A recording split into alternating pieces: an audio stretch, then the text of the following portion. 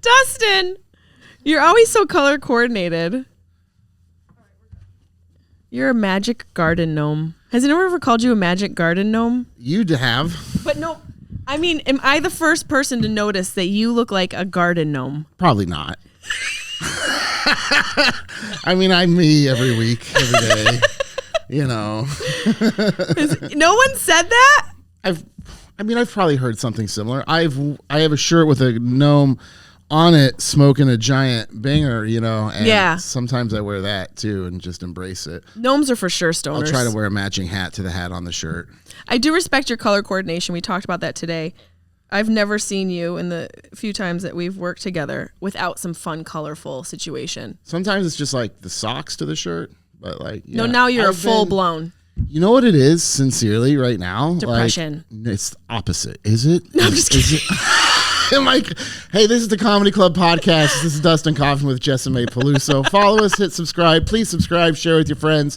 And it's the Comedy Club KC across the board. Hey, guys. So it's not depression. Maybe it's masking, but like I was very self-conscious. I've lost a little weight in the past year and stuff. Yeah. Like about 35, 40 pounds, something like that. Right. Maybe 45 now, 35. I refuse to step on a scale after the past few weeks. Really? But why? Have you been like eating really some cheeseburgers? It's been a terrible few weeks. I feel you know what it is? I think self-control, when you give up self-control willingly in one aspect of your life, it's going to fall through across the board. It trickles. It does. And I allowed myself a little leeway for a week here, and then I noticed I'm like doing this, and now I'm doing this, and then I'm like, man, we got to pull this shit together. Yeah, one string falls apart, the whole thing falls apart. Yeah. It's like pulling a string from your hat. So I lost weight, and I always wore only like these big like Jinkos. Like I order them on the website. The jeans? Those big jeans? Camos. Like the one I was wearing them last. So I like those. That's a vibe. Right, and they're bag and this. So, but when I lost, I'm like, let's get new pants. And so I found these cool green plaid pants. FB County, I think. Is that a place in it's a in website Kansas? that sells like. It's geared for like a Hispanic community, but these pants were awesome. I'm like, let me get these. If they work, I'm going to get other colors. Why is it geared only Hispanic people like? No, but that's their marketing, and I see. That is strongly their marketing. Okay. Yeah. So it's just you and a bunch of cholos chilling in Kansas with these fun pants. FB County like plaid. I'll show you. Here. But what were the ones you had? Yeah, those are fun. Right? Yeah, those are a lot of fun. But I have like green and blue and these red and a brown. And I'm like, all right, let's. I look weird in blue jeans. I don't own a pair of denim blue jeans. I can't see you in regular jeans. I could see you in a suit. I don't know about regular jeans. You have the vibe of a guy who like might sell drugs. He might own a Fortune 500 company. We don't know. Used to at some point. You probably used to? Just not real drugs. I mean. What ones? Like. Weed. Yeah, that's not a real drug. I mean, that's not a real drug. I mean, maybe in high school, like some hallucinogenics, I would. I hope so. Every high school needs a supply. Someone has to do the job. You're welcome. Yeah. You're welcome. If that's not saying it, but if I would have, you're welcome. Right. And you always hear these stories because now that everyone has a podcast and there's always like some Fortune 500 or CEO. It's like, well, I used to do drugs in high school. You're responsible for a lot of these CEOs, people like you, supplying them in high school. Oh, yeah. Yeah. So you're part of that ecosystem. Pawn shop before school. If I went to a school with a pawn shop next to it and happened to do that, it's probably where I would have. Very specific, Dustin. I don't know. It sounds like detailed. Well, if that pawn shop was there, they probably wouldn't be open yet. Do you want hand sanitizer? No. Just try it. Fine. I'd love some. It's really good. Yeah. Squirt. Get the other. Wait, let me give you have big hands. Hold on. There you go. Isn't that nice? Yeah. Oh, that smells good. It's Dr. Bronner's. Not sponsored, but it's a really good one. I like that. Yeah, because on airplanes, when people use scented things, I think it's hateful. When people either have a tuna sandwich or like some perfume. What do we do? Why? No tuna sandwiches should be allowed on a flight. No perfumes.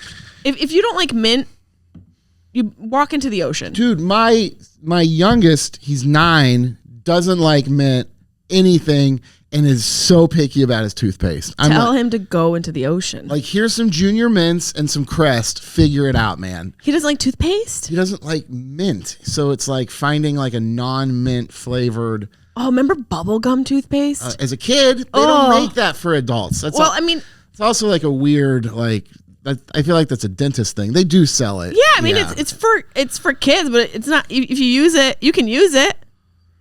They make wine for kids and adults. Do you know what I? Who's opening the bottle, man? Who's opening the bottle? Wine does not discriminate. Look, if you're European, 8-year-olds are drinking. Drink me, you'll be fine. Yeah, our puritanical societies created more alcoholism than any other, save for Ireland. They didn't quite figure it out, but Italy figured it out. I don't see a lot of day drinkers that are complete lushes over in Italy. It's like a casual. It's like weed and CEOs. Yeah, well, I think in this culture, being Puritans, or at least a history of, Christian Puritans, everything's a sin. In Catholicism as well, everything's a sin. So it becomes this regression, and then people have to act out. We all have some form of Rumspringa. You don't have to be Amish to like ball out. You know what I mean? Or is that Mennonites? I think Mennonites do the Rumspringa. I don't know if the Amish do. I think that is Amish, isn't it? Rumspringa? We don't have an actual producer. Sierra? It's Amish. And then the Mennonites are allowed to like coexist. She's on Google. She's also Amish. She didn't tell you. This was her coming out party. Yeah. or maybe it's like a barn raising. It's not a coming out as much as it is a lifting. This would clarify a lot of things. This would just be the answer to everything. Clarify Sierra. the covered wagon she comes to work in every day. By the way, we need to get back to covered wagons because we have to tell people I almost didn't survive the landing, and everyone was casual about it. No one cared that I almost died. Even my sister, like literally the plane coming into your fucking state. I would have felt terrible. I told you about it and you didn't express any emotion. You told me over text. Yeah, well, what else do I gotta say? What am I supposed to do? Send a video when I'm dying? I responded with should I go? I mean, there was words. There's no tone in text. Okay, let's see what you said. I'm going to show you what you said. You know what? Hold on. Yeah. Okay, I'll read what I said. I'm going to stand by it. I don't remember exactly, but I know that I said scary landing. Wow. Almost had to fly to another airport on my way to a hotel. Okay, I kind of did dissipate it a little bit. Will someone grab me for the show or is it walking distance? Can't wait. You said, what happened? I'm so glad you're okay. Okay. What the fuck else do? I'll tell you what my sister said. Okay. Okay, mine was much more dramatic to my sister because she's the one that's going to get everything if I die. So I don't know if she knows that, so we probably should just cut that out because I don't want her to murder me. Kidding. I'm. Who is this pilot? Give me his number. Look how close I was to this money, you son of a bitch. I'm scared. I'm scared. We keep going up, then down, then up, then down, circling the airport. Third time trying now. Can't land because of wind. May have to reroute to another airport. Pilot seems confident. Meanwhile, my pants have been shat. My sister's only response. That's scary. I almost died. 2 words. Is that it? That's scary? Dustin's like, what time are you going to get to the show? My sister's like, that's scary. So it's Hold good on. to know. We already said what Dustin said. And it was not, well, what? You're going to be here, right? I said, oh, no. Oh, no. What happened? I'm so glad you're okay. Thank you. It's a little bit more akin to what I was hoping for.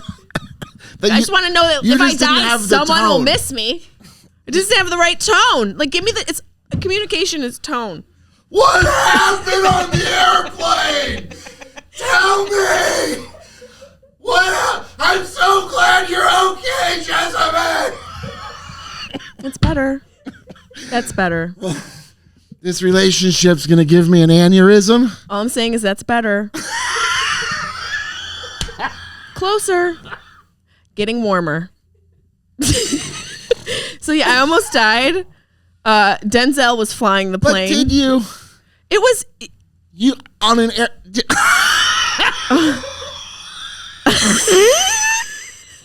By the way, who has the most stoner cough? The Comedy Club podcast. I want Dustin.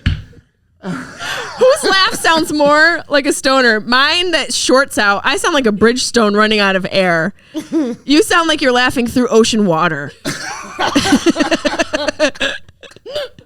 No, but it was very scary, but I made it. You did. Yeah. I'm glad. And then the weather yesterday, everyone was just so chill about this diabolical biblical weather.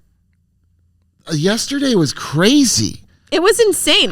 Kansas is not a normal place. I'll take low 40s and rain. Like, it's snowing. It's not. It's melted. It's not snowing. Everyone said it's snowing. It's 40 degrees. It's fucking rain. It was 80 when I landed, and then everything started to burn, and no one cared. No, but he realized it. Really? You and I tasted ash. When I pulled into the area to pick, like, the dumpster was over and there was trash. Like, the winds were so strong. The sky was this, like, over, like, orangish, purplish. Everything was foggy. You could smell fire, like smoke in the air. I could taste the fire. And there was dust in the air. I said, this is where my career ends. It's in Kansas, Missouri. And we don't get that regularly here in Kansas City. That's not a regular thing. Are you saying it's my fault? Did you bring this shit? You know I did. I don't mess around. I travel with biblical weather. That's why I travel with end of days energy. So the plane up and down, that was all you. Yeah. You're like, look what I did. This isn't you going, I'm scared. This is you going, look what I can do. Yeah. I have powers. I'm so strong. I control weather. I'm so strong. I like to almost die all the time. I'm an X-Man. I'm diabolical. Use your powers for good. Yeah. I have to go back. Where? I have to go back to something here. To what? Well, are you leaving? No. Oh, okay. I have to bring something. Okay, well, I'll say something. Okay. That I always tell people whenever I've played this club is, and people say this a lot, but I truly mean it. It's one of the worst clubs in the country. And I can't wait to leave. No, it's one of the greatest. What are you looking at? Oh, I'm just. What time is our show starting? No, I'm just this speech. I'm just watching. We just have to do cuts of our laugh. No, it's one of the best. Thank you. Yeah, it's because of you. The energy. Everyone who works here is cool. It's always fun. It's chill. You always you have good comedians that are hosting and featuring. It's great. I love these guys. Yeah, I know you do. And they're so they're all doing the perfect amount of time right now, and just seeing the growth in the community. This is a big. I just started doing workshops with the comics again. I used to do them all the time, and I could see the growth of when you guide people early on versus just kind of let them just fizzle. It's so different. And flap. It's so different. Yeah. The one-on-one thing. You're basically it's a good thing you're not.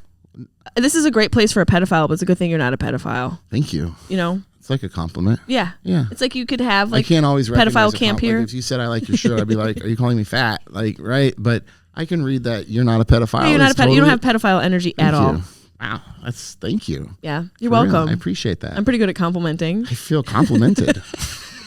I feel so complimented right now. Because if pedophiles come for our comedy camps, my children are safe. We're done. If I found I would, What? You can't be here. Right. Yeah. Yeah, of course. We keep it a safe environment. Well, I mean, do we want a safe environment? Yeah. If comedy is safe all the time. Well, I'm not talking about comedy. Okay, you're talking about just pedophiles. Pedophiles. God, cool. You know, one time a white van, actually, no, it wasn't a white van. It was a brown Caprice Classic pulled up in front of my mom's house. And a guy asked me to get into the car. I was 8. And my friend and I were playing in the front lawn. And he's like, come in the car. This is a core memory. And I go, what's in the car? I figured out the hack to getting abducted as a kid is to just be annoying. But I wasn't being annoying. I was annoying. So me being myself, I basically was impervious to being abducted. There were many times where I should have been. it never worked out because the guy just got so annoyed with me. That's so funny. So this guy pulls up. He's like, there's candy in the car. I'm like, what kind of candy do you have? Because my mom still has a Halloween candy, but she doesn't let me have the one with the nuts. Do you like nuts? Is there nuts in the car? Because if there's nuts in the car, I can't get in. Can my friend Amy come? I have to go inside and get my bag and my stuffed animals. My mom says I can't go anywhere with my stuffed animals because I won't fall asleep. And the guy's like, peeled away. So that's the way you can save your children. Just teach them to be annoying. I'm out here saving people. I'm out here saving everyone. Dude, you talk about safe comedy. Like, I'm on the fence because not safe. It's not with safe, but like as a club owner, right. You're building like these guys. Their first step is to host, yeah, and feature. And that's where I have to get these people ready for, right? And you can't have filthy MCs and stuff. You can't. That. I don't understand. And and a lot of them are really dirty. And I was dirty. Everyone usually starts out dirty. You know what I mean? And so but gearing them. And then I guess once they're done MCing, it's then work on being free and being funny. But getting them ready to MC, I think, is important. But I hate having to tell them to you have to be clean. You have to be this. But I'm just getting them ready for the industry. But artistically, I'm just be fucking funny. Yeah. Yeah, you just have to be fucking funny. But you also have to be authentic, because if you are a funny person, have a funny filter, authenticity is more important than focusing on being funny. The authentic self, if it's funny, will translate on stage. It's all about authenticity in life and in comedy. Yeah. The more authentic you are, the more clear the message, the more you're going to relate, the more the jokes will land. Authentic is such a good word for it too. I always think of original, but authentic is definitely that's the same thing but better almost. It's hard to be, because we naturally are tribalistic and we want to belong. And so we have these sort of societal norms that we try to adhere to because we don't want to be outside of the pack. So a lot of people end up filled with disease and horrible relationships and failed jobs, failed marriages, because they're following the norm. They're going with the grain. They're not going with themselves or finding out what they really want. And so a lot of their dis-ease and disease comes from living inauthentically, I think. It's beautiful. I mean, I understand I totally follow what you're saying. It's hard to be different because you just want to be accepted. So you want to be part of them. So you're afraid to be you because you're trying to fit into this. Yeah. It takes a lot of effort and discipline to live with integrity within yourself, because that usually involves saying a lot of fuck that guy. Yes. You have to abandon a lot. Yeah. And abandonment goes against our human instinct of connection. Fuck you. Yeah. It's we so many people bite their tongue to stay in the house. They don't want to be kicked outside of the house because it's scarier out there. And where I'm at in life, I'm it's not that I don't care. I do care a lot. I care so much, but I care about staying with integrity with myself and being with integrity with myself. And you lose people. You disrupt. I'm a disruptor. I'm that type of person. Do people react strongly towards you? Sometimes, yeah. And it's not that I'm a lot. People like to say that. I'm just a lot to people who don't know how to live in their full capacity. That's really interesting. I've lately been had lots of people in different areas of my life all react very strongly. At this, I'm well, the moon or the earth, something is fucking right. We've been shifted. But over time, I've noticed people will sometimes react very strongly. So I'm do these people react this strong towards everybody? Or is it still, am I just an asshole enough to bring it out of lots of people? I think because you are an authentic person, your outfit is enough to piss somebody off. Yeah, because you're threatening their compliance and polo, and you're threatening their costume. Yes, sir. Yes, you're threatening everything that they've done to put this whole costume on to fit into society. So you threaten them and you disrupt them, in a way that makes them have to admit to themselves that they're not authentic. Look at this pisses me off. Yeah, this fucking guy. Of course, when you piss someone off, you should be happy. Is that what it is? Like, be like, hey, you're welcome, buddy. Wake up call. The khakis suck. Your chinos are shit. I fucking hate khakis. But dude. I hate khakis. Some people have to wear them for work, and I get it. I get it. I know. Target makes people wear khakis. I don't understand. Whoa, really? Yeah. How are you gonna be like this? Like accepting brand LGBTQI accepting brand, and then make your workers wear. I think khakis. a shirt is enough for Target. The red shirt's enough. You could even have Target T-shirts with a Target on it. Like make people like you sell clothes. You have your own clothing line. I think you could do a better uniform. Yeah, and we get it. Red is aggressive. It's an aggressive color, and also as a woman, it's like a little triggering. Red? Oh God, I see enough of it. That's so funny because I'm wearing all red. It's more maroon. You're like the 4-day. Oh, thank you.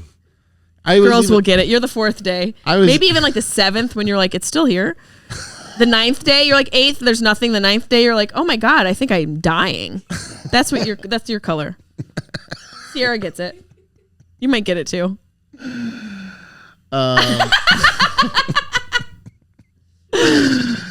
I just think it's funny. I just said like I used to never wear red, and now you're like the reds. Wait, the reds are triggering. I'm like, I've become a triggering individual. You trigger everybody. Go back to blue and green. Just by being you. I like when I trigger people. Yeah. I don't look to instigate, but when you start to be very authentic and stop being a yes man, yes woman, and stop placating and doing those little moments and saying those little things where you abandon yourself each time, you just start to become abrasive to other people who aren't living that way. All right. Speaking of being abrasive, I said I had to like bring something back. Okay. All right. What happened? What'd I do? You said a donut is basically a soft bagel. Sweet bagel. A sweet bagel. Anything with the word bagel after it is fucking wrong. It's a sweet bagel. A donut's a sweet bagel. Just because it's the shape of a bagel doesn't make it a bagel. It is not a bagel. It's a sweet bagel. It's a donut. Let me ask you. It's a different recipe. It's a different density. It's cakey, not dense. If somebody handed me a bagel that fell apart like that donut, I think something was wrong, but I might not care because it have cream cheese on it. But donuts are so less dynamic. Can you put salmon on donuts? No, because absolutely not. No. Can you put? Because it's not a bagel. Right. Well, bagels are better. And you put salmon on bagels. You can put salmon on bagels. You can put jelly on bagels. You can put anything on a bagel. You can put chocolate on a bagel. You can put a bagel on a bagel. Yeah, it's called the other half of the bagel. Don't you question where I put my chocolate? Don't you question where I put my chocolate? Do you put your chocolate in the middle of the bagel? I will repeat myself thrice. I put it right in the middle. It falls through the hole.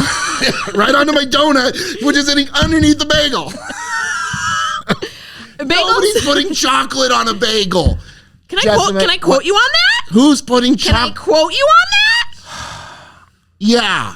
You don't put chocolate on a bagel? Never. You might be right. I wanted to go extreme just to see where the line was. Found the line. I mean, they have, I'm sure there's got to be a chocolate flavored cream cheese. Somewhere. They have the strawberry and the veggie and the chocolate flavored cream cheese. There has to be. See, that's the sort of thing where if you open up a bagel shop, any part of it. You can make $1 million. I don't want any part of chocolate cream cheese. You're gonna wear those pants and not want chocolate cream cheese? On a bit. You look like the prime customer. When you say it like that. You look like the guy who shows up early. I want onion and egg and lox and you know what I mean? Egg and lox? Or like I want a bagel with like a fried egg and the bacon. Oh my God. I had bacon. Bacon and bagels. That's the 7 days in a row. Jew that I am. The bacon and bagels. That's good. That's really delicious. I'm glad that we know that you're a bacon Jew. I didn't even know that was a branch of Jews. There's like there's Orthodox and conservative Hasidic and Reform. and bacon. Sure, and then bacon. Bacon Jews. Bacon's shortly under Reform. Right. It's and like they in didn't, Reform. They weren't in the Holocaust. They're a different type of Jew. They were eating. No. See, that's. Is that a misconception? All Jews go to heaven. Got it. So. Quote. Yeah. Quote you on it. We'll say it like that. Bacon Jews. Like all dogs go to. It's all Jews go to.